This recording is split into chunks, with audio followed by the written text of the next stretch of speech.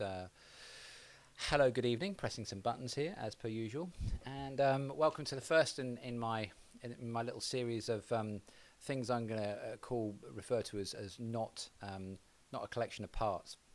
And the reason I say this, and the reason I'm sort of putting it out there is that's kind of my whole principle, is that the body isn't made up of a series of parts, and I don't want it to be thought of as that. And I think that's the trouble with anatomy, is that we sometimes end up in that situation whereby we think of the body as being a series of named parts, and we learn the anatomy, and it all gets a little bit confusing, if you like. So I'm going to be doing this each week. I'm not necessarily clear about what I'm going to do each week, but I shall certainly do my best to keep it light. I just thought I'd put my name up there just in case you didn't know who I was. What was that one? That was the lower third. So in case you know, and keep it light, keep it informative, and I'm pretty committed to kind of doing what you want, really. Ask me questions. Depending on where you're watching, depends on what you'll be able to see. So if you're on Facebook, I can see, I'll be able to see you on Facebook. Hopefully, I can't see that going live just yet, but never mind. But certainly, it's live on Vimeo. So if you're watching this for some reason, it hasn't gone live on Facebook. I'm not sure why, but we'll deal with that. So this week, what I wanted to talk about is the concept of mobility versus stability, and it was a conversation I was having last night with a very interesting chap called Nick Bergcraft, and I did a thing for his podcast, which will be coming out very soon, and I've get a copy of that, and I'll put that out there. So he's a really cool guy. He dissects a lot of brains and stuff, and he's a neuro guy, and it's a very interesting subject that he has going on.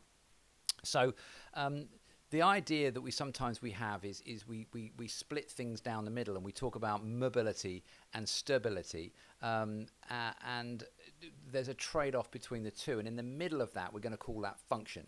And so the best way to describe it is that nobody wants to fall over.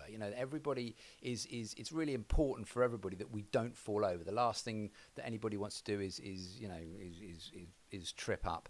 And if you've ever done that, if you've ever actually fallen over, then it's embarrassing, it's humiliating. It's horrible, and it's kind of disproportionate if you think about it to the actual event. All you've done is fallen over, so what? Nothing really happened. But from a biological evolutionary perspective, the worst thing that we can do is fall, because something is going to be chasing us to kill us and eat us, or we're chasing it to kill it and eat it, or somebody's going to smash our brains out. So there's a weakness in that that is something that we don't really want to expose, and so we have to get up. So we will do anything to make sure that we don't fall over. So the stability is absolutely key.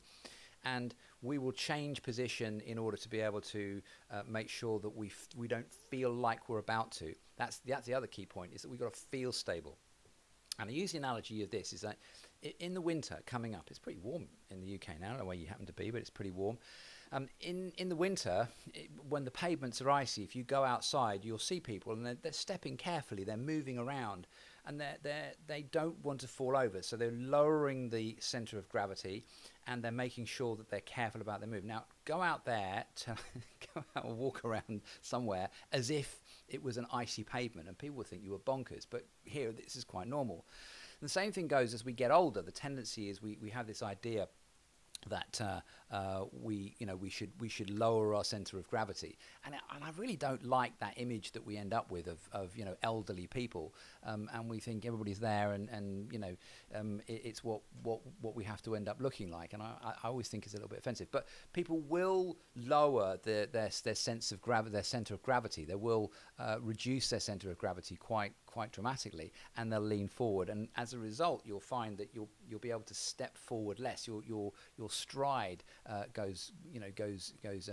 becomes shorter, and they've done some research to show that the lower your center of gravity, the more you reduce your stride length, it will determine how quickly you'll fall over. So if you reduce your stride length by about 5 centimeters, 4 or 5 centimeters, then what happens is that it will predict a fall within the space of the next 3 weeks very, very accurately. So once you get to that threshold, then you know that that's it. It's gonna happen. So very easily done. But there's our sign that we see elderly people, and I always think that this is a woman that looks like she's picking a pocket there. So anyway, watch out for pickpockets.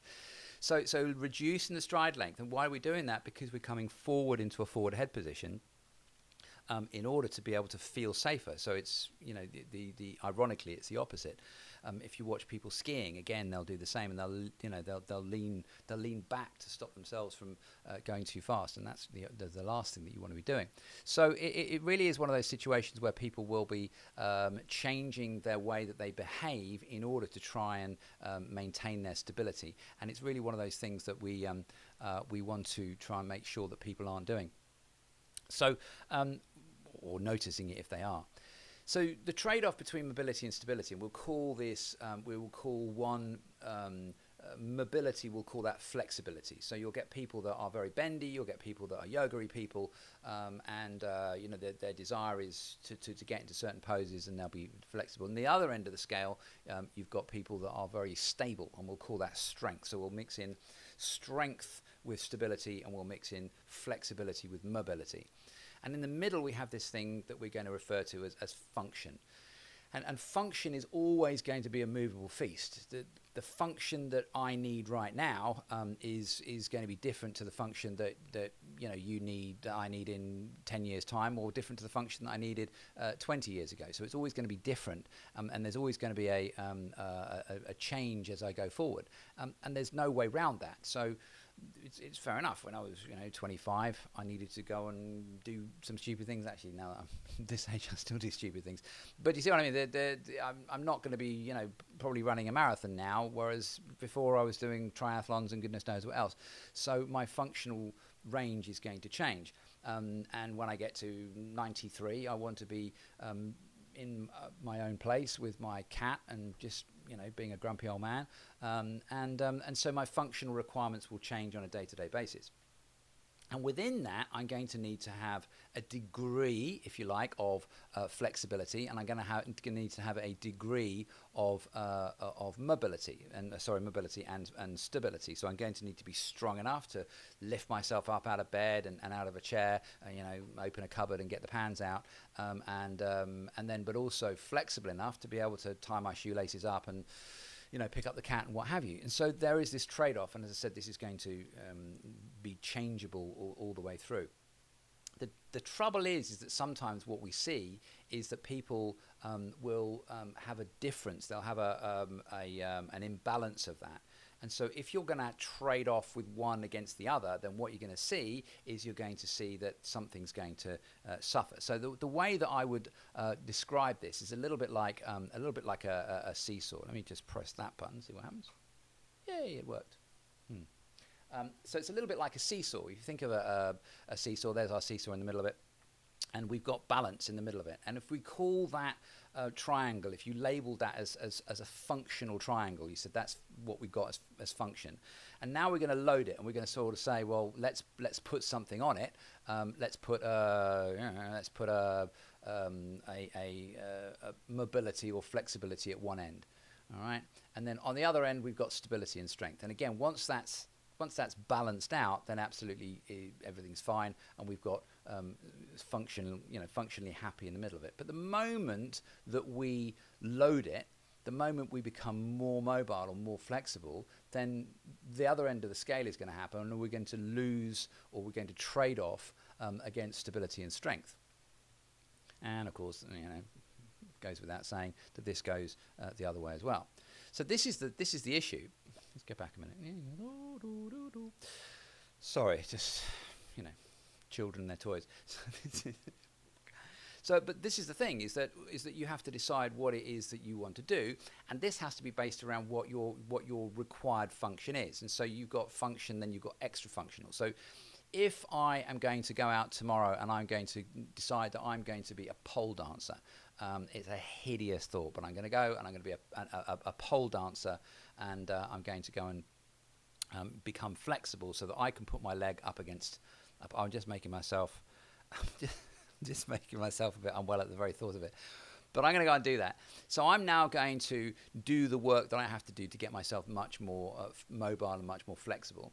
And as a result, I will end up with that. That's my requirement. I need to be able to do that in order to be able to create a living, and that's what that's what I have to have going. So it's important for me to do that. That is my function. If on the other hand I decided I was going to be a American linebacker, I'm not sure what they are, but American football player, and I was going to be one of these big heavy guys, these defensive linebacks that don't actually ever touch the ball, then I'm going to have to be solid. I don't really need to be bendy. I just need to be really, really stable. And so that's where my stability is going to come. And when you then go to look at the other end of the scale, what you're going to say is, there you go, there's our stability, and you're going to have less mobility or flexibility. That stands to reason. If we go back to the other one of it, then we got there he goes. The more mobile we are, the less stable we are, and it's a trade-off. That's the point. It's a trade-off. You can't have extremes of one or the other without losing something at either end of the scale. The problem comes is then when we expect that we want strength. Well, what do we want strength for? What's the purpose of our strength? And we were talking about this in relation to things like CrossFit.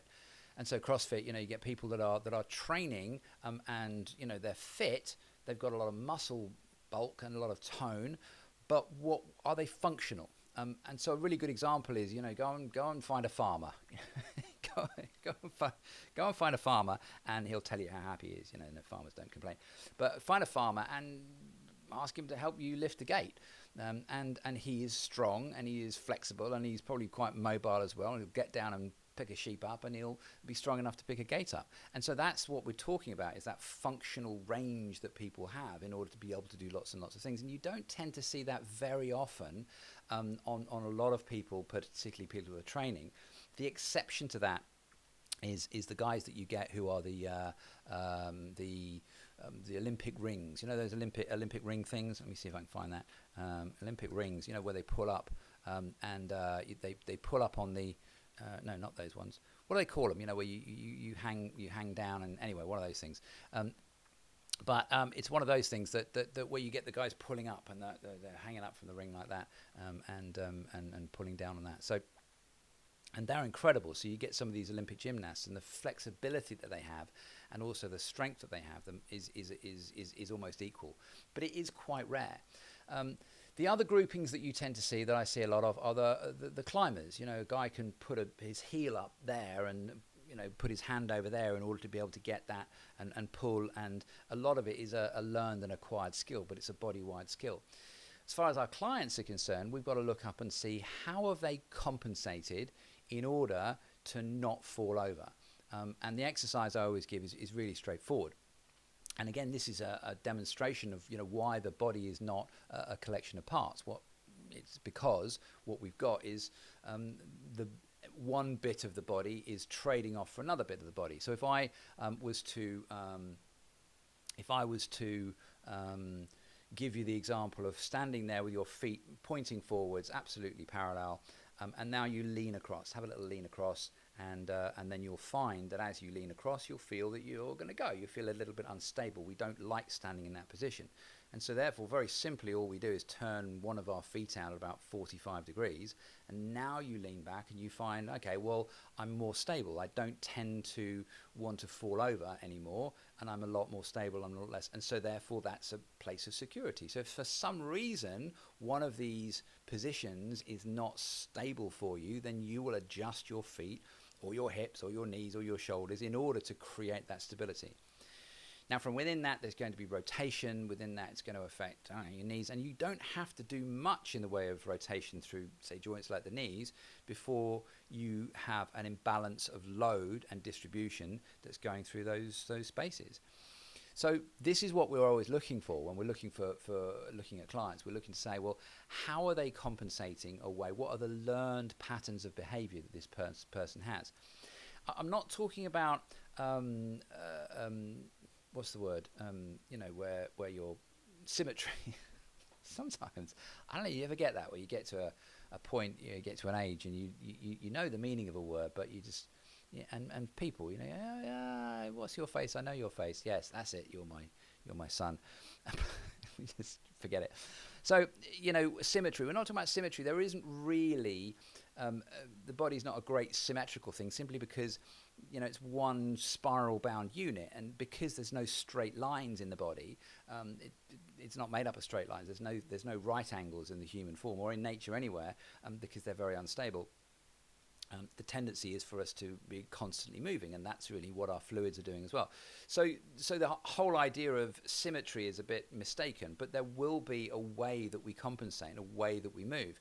Now, we all do that anyway. So if I'm going to pick up a glass of water, that's a good shout, or a knife and fork or what have you, then I will be doing that with one hand favorably. If I cross my leg over, the chances are that I will cross my leg more easily on one side than I do the other, and check it out. So try it yourself. Cross one leg over, and then cross the other leg over, and you'll find that one goes more. And if you ask people to do that, you'll find that some people actually lift the leg across the other side. So that's a learned biased behavior towards one side of our body, and it will create more of a connective tissue laid down as a result. And all of those aren't wrong. There's nothing wrong with those. It's just those things that we can then observe, that this is the person, this is their favored leg, this is their leading leg, this is how they sit down. These are the habits and the positions, he says. These are the habits and the positions that people adopt as they go about their daily lives. And observing these and noting them is something that when they then come in and present it with pain or injury or dysfunction, what is outside of that range of normality.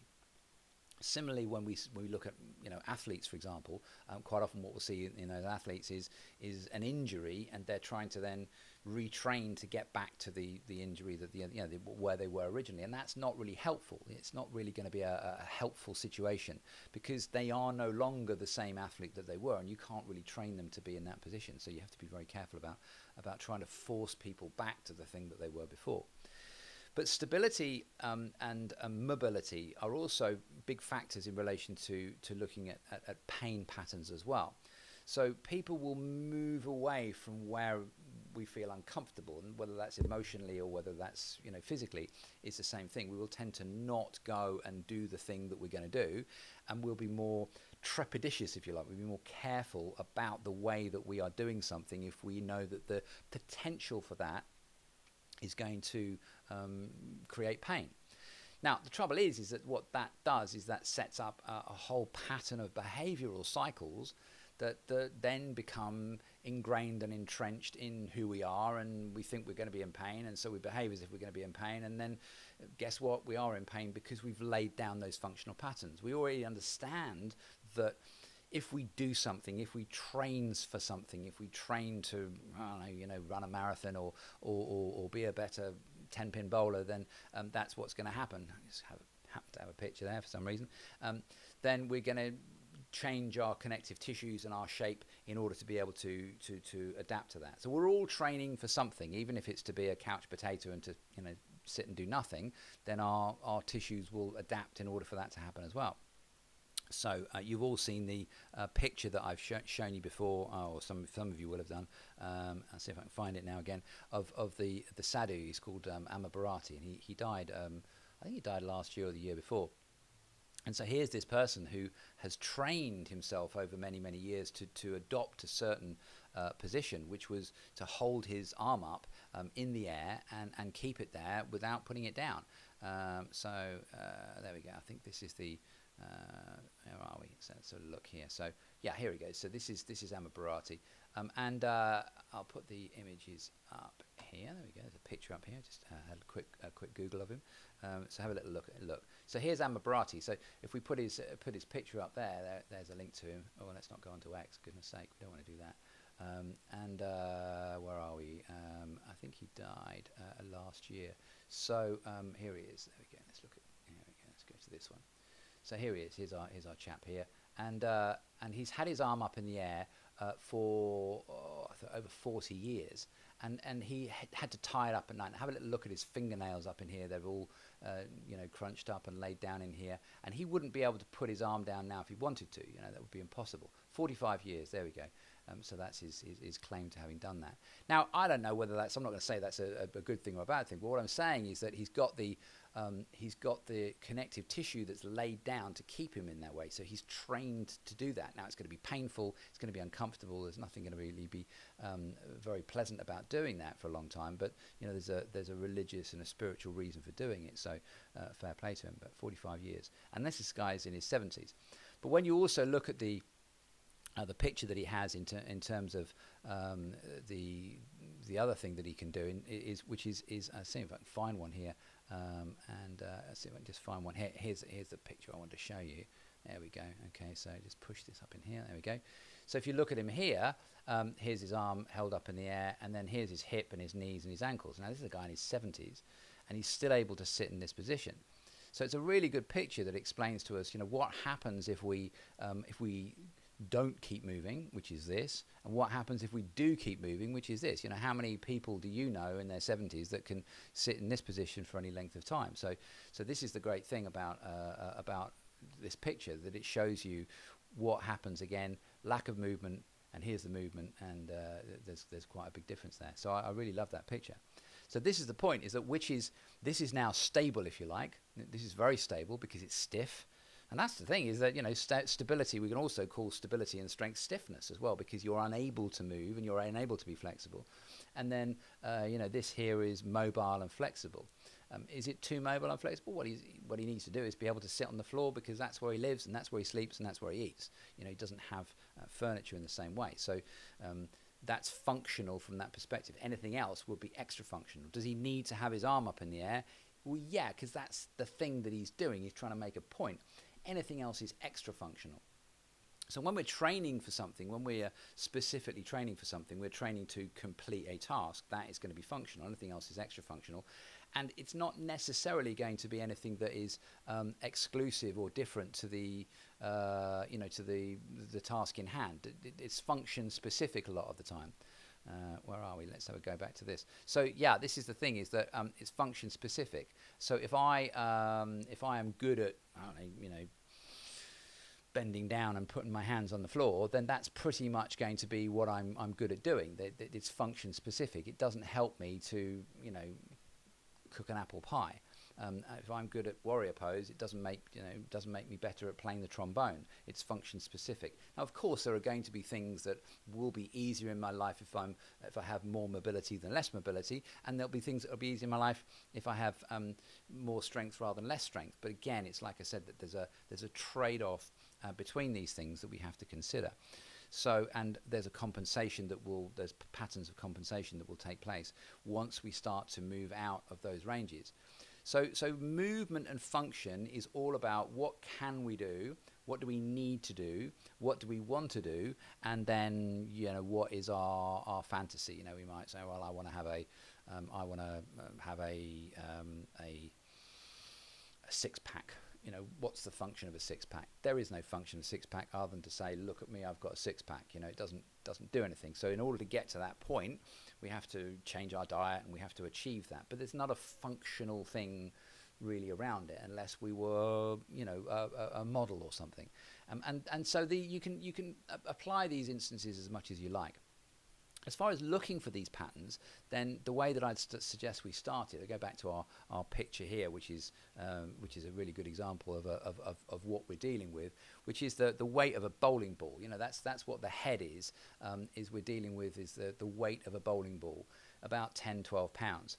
So that is sitting on our head all the time. So when we start to move that head around, dog's kicking off, we start to move our head around, that's going to then change the load and the distribution that we put through the rest of the body. So that's the basic starting point, and sort of going back to basics. If I'm standing on a pair of skis and I move my head, I will change direction, put my head to the left, the skis will keep moving until I end up, pointing uphill. If I'm on a bike trying to do it with no hands, I'll fall off. A friend of mine fell off his bike because he was turning around the other day, and he was clipped in on his pedals, and to look behind, turned the bike and came off and smashed himself up a bit. A horse, if you've got a well-trained horse, you move slightly, that horse will follow. So this is the laws of physics. Now, anatomy doesn't really do that. So it says here is the knee, here is the ankle, here is the hip, but it doesn't join up those functions, and it doesn't explore, what happens if there is a differentiated load. There's a different load going through that hip or that knee, and as a result, we tend to miss out on a lot of the things that are kind of important. So we don't teach our doctors or our surgeons that principle because we're too busy teaching them that collection of parts. And that's really where we are. What will affect things? Lots of things. The course I've got coming up in the next, we're booking on it now, is all about scars. It's all about scar tissue. And I'm really interested to look at specific donors. I'm going to be going into the lab again to dissect. And we're going to be looking at donors who've had lots of different types of surgical presentation, scarring, abdominal scarring, hips and knees, and how that scarring has affected the tissues away from the area as well as to the area.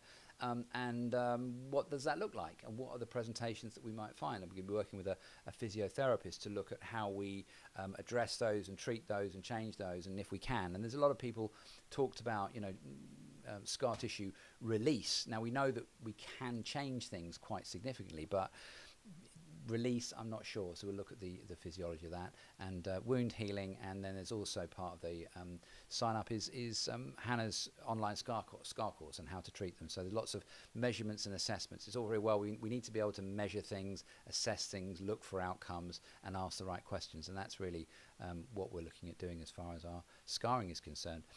So that's it. I'm going to stop there now. I think I'm not sure if we've actually managed to get out live on YouTube or anything like that. I can't see that's happened, but if I haven't, then it should be there as a recording in the not too distant future. I'll be doing this I'm going to say as many Wednesdays as possible. Next week I've got an event I'm going to, and I'm hopefully going to live stream from that event as well, which would be great. So please join me next week at 7 o'clock every Thursday. And the recordings are going to be available on the website. So I'm not sure where you're watching this from, but they're going to be available from the website. And so let people know. If there's anything you want me to talk about, if there's anything you want me to cover, if there's any subject matter that you are interested in me looking at, then please let me know. And otherwise, that's me. I shall just put my name up again because I can. That's it. and hopefully I will see you next week. So thank you very much. Have a great weekend. And also will be asked taking questions if I haven't seen anybody jump in to ask any questions for this point in time. But hello Natalie, you got in there, great. But thanks very much for joining me, and I will look forward to seeing you again in person or online at some stage soon. So thanks very much, have a great weekend, and I will see you soon. Bye for now.